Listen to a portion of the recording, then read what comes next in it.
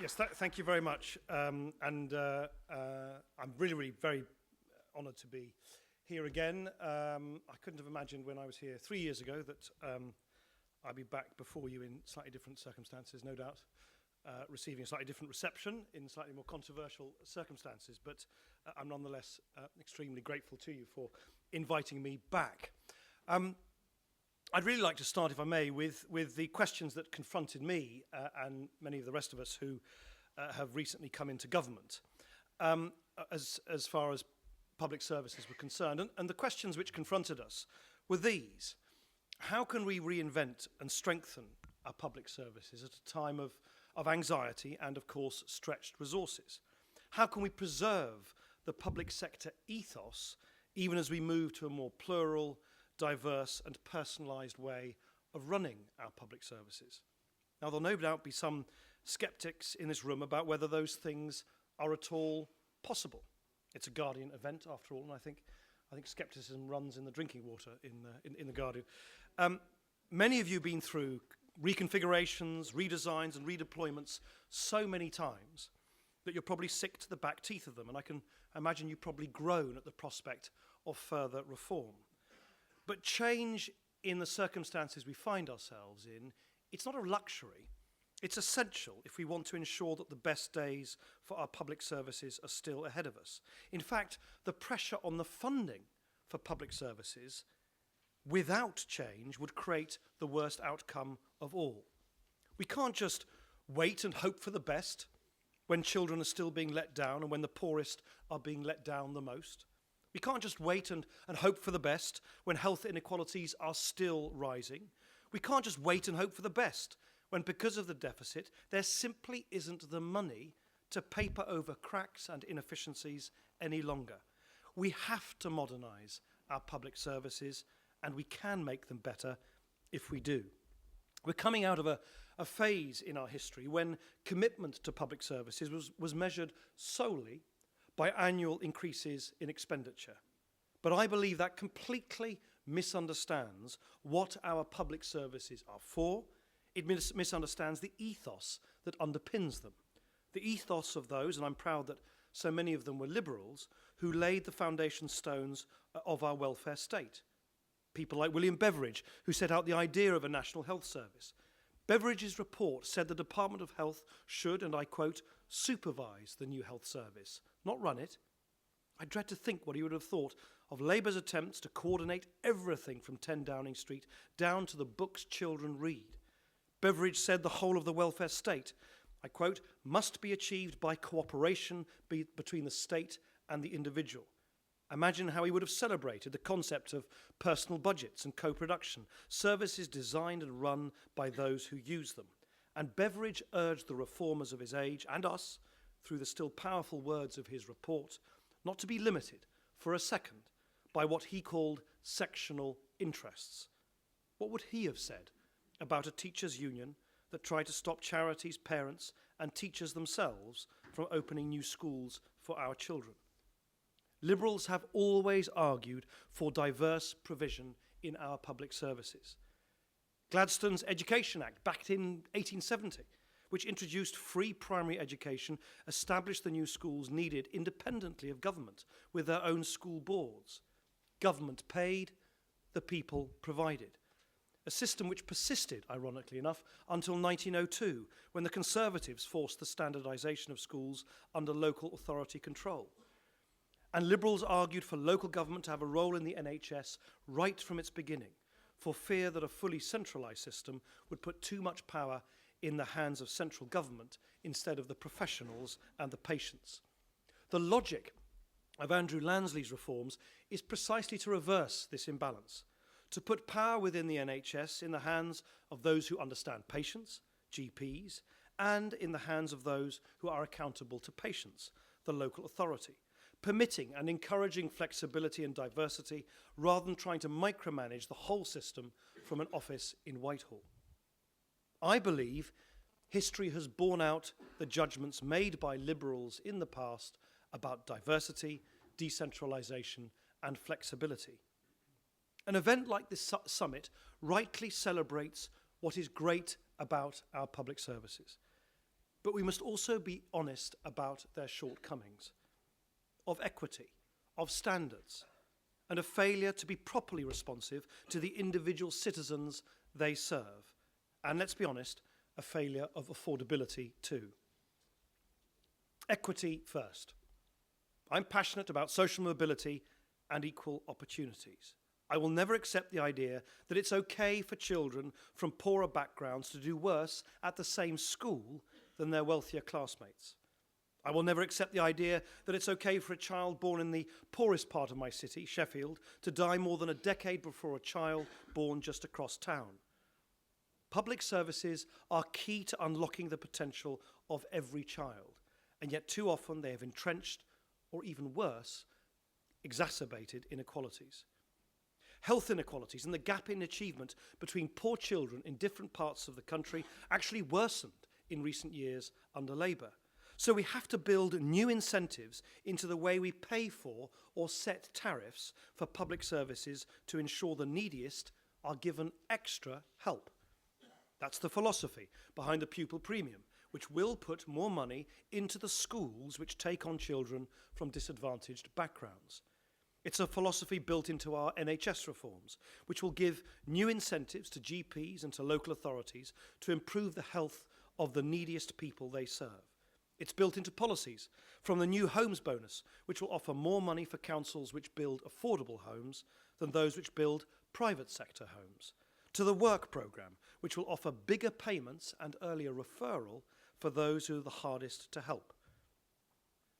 The next shortcoming is standards. We're a wealthy nation. Why do we allow our public services to fall behind? British people deserve world standard public services. And yet today in Shanghai, the average child is 2 years ahead of a child at school here. The United Kingdom has one of the worst rates of mortality in healthcare amongst all rich nations. If we can change that, change the way public services operate so they are under constant challenge to innovate and improve, then not only will we be able to narrow the gap between rich and poor, we will be able to raise standards for all. Third, responsive public services. Whether it's the benefit system, trying to negotiate with the council over social care, or trying to get into a local good school, I have lost count of the number of constituents I've met who've torn their hair out trying to get an answer, or simply sometimes trying to speak to a human being. We are so empowered in our day-to-day lives, and yet the day you need to deal with the government, you often come up against a brick wall of uncomprehending bureaucracy. The computer says no approach is of course there for a reason, to help you meet targets, to help you ration costs that national rules prevent you from getting under control, to ensure you fit in with criterion standards imposed from above. But to the people you serve, they make no sense at all. Why can't I register with any GP I want? Why can't the school down the road that everybody wants to go to expand so there's space for my children too? Why do I have to give the same pieces of information to 5 different agencies just to get the help I'm entitled to? Huge strides have been made, of course. Individual budgets in social care, one-stop shops for council services, more chances to choose your school, your hospital, or your place to live. But we can and must do more, harnessing choice and flexibility as the catalyst for better services. The final shortcoming in our public services is probably the hardest to talk about, but I believe we need to be honest about it: affordability. You probably agree with me that the challenges of equity, standards, responsiveness predate the credit crunch and the deficit. But I believe affordability was a problem too. Not because I don't believe in public spending, far from it. My party campaigned for extra taxes to fund our schools all through the 1990s. My party supported the increased investment in our NHS from 2002, and we stand by those decisions. No, affordability was a problem because whether you believe in the deficit reduction package or not, the truth is we can't have an NHS which only works when it gets 6% extra every year, as it has done in recent years. Labour doubled public spending. You can do that when the coffers are full. But the solution of throwing money at a problem isn't a solution for long.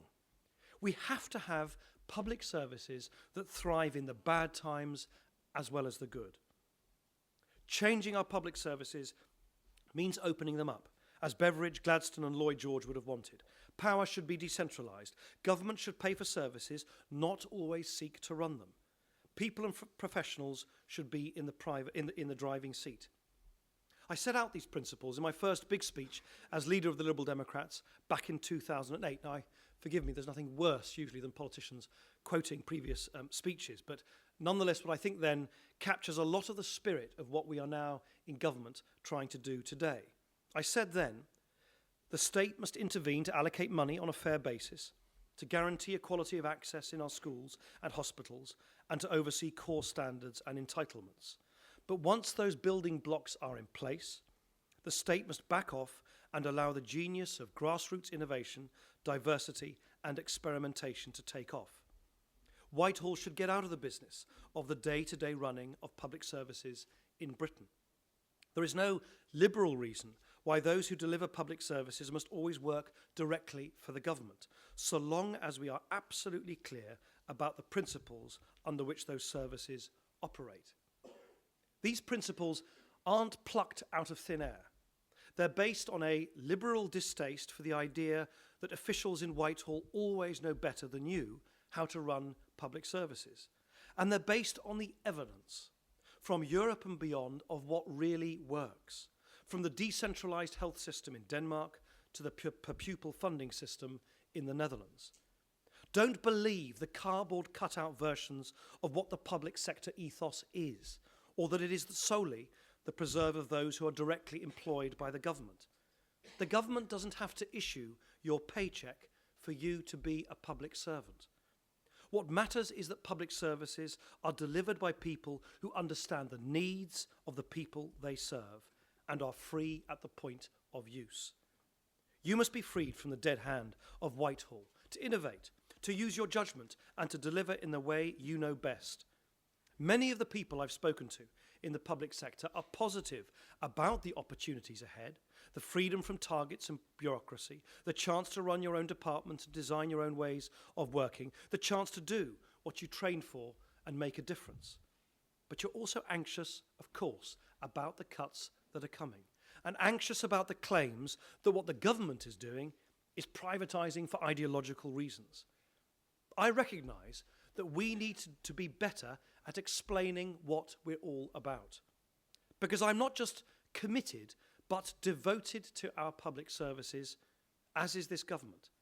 Yes, we have to deal with a deficit, but this is not an assault on the size of the state. By the end of this Parliament, we will still be employing 200,000 more people in the public sector than back in 1997 when Tony Blair and Gordon Brown came to power.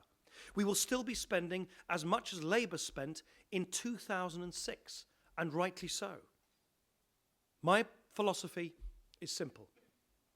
Unlike the Conservative governments of the past, I believe you have to fund public services well.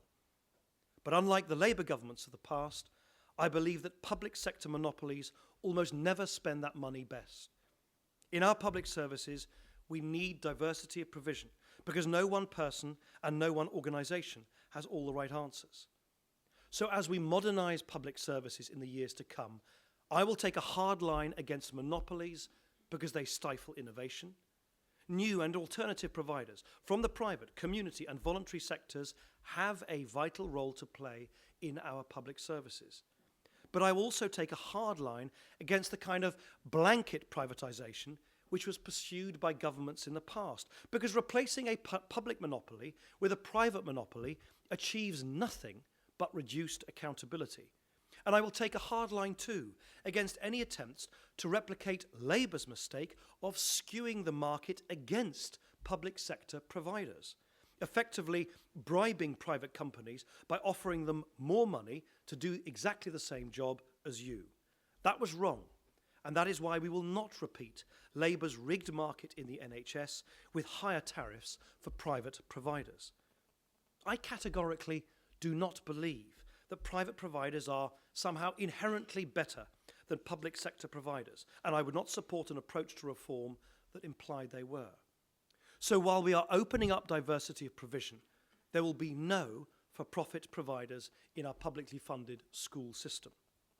That is why we will publish all the big contracts government signs with business to make sure there are no secret soft deals. That is why we have designed a right to challenge to allow communities and charities to force an open tender for public services, but we will not extend that right to challenge to businesses. And let's be clear, moving from a monopoly to diverse providers doesn't mean closing you down and bringing in someone new to do your job at half the salary with half the training, as it sometimes did in the past. It means putting you in the driving seat. Don't complain about the boss, be your own boss. Under our right to provide, tens of thousands of public sector workers will be able to turn your department, your ward, your team into an employee-run co-op with a contract to your parent public service and run things the way you know best. I believe if we open public services in this way, we will secure the biggest prize of all for those who work in public services: freedom. No more targets, just accountability direct to the people you serve. The opportunity to innovate, to do things differently, to experiment with the ideas you've had instead of being told by civil servants in Whitehall that it isn't the way things are done. The right to run your own department, control your budget, and do your job in the way you want, following your understanding of what people need and your skills and professional training. The chance to do what you got involved in public services for in the first place, to serve the people and to make their lives better in the way only you can. The next few years will be hard, I know, but that, I still believe, is a prize worth fighting for. Thank you very much indeed for listening to me. Thank you.